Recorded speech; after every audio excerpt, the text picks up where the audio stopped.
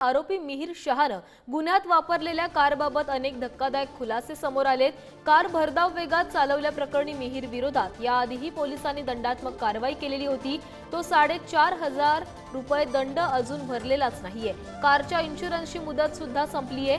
23 February रोजी Khalapur toll नाक्याजवळ CCTV मध्ये कैद याआधी भरधाव वेगात जाणारी मिहिरची कार झाली होती।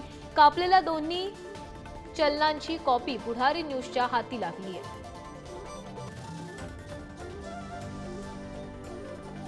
तर वरळी हिट अँड रन प्रकरणामध्ये जी कार होती त्या कार संदर्भातली अपडेट आलेली आहे। याआधी देखील भरधाव कार चालवल्या प्रकरणी या कारवर दंड आकारण्यात आलेला होता, मात्र तो दंड अद्याप भरलेला नाहीये।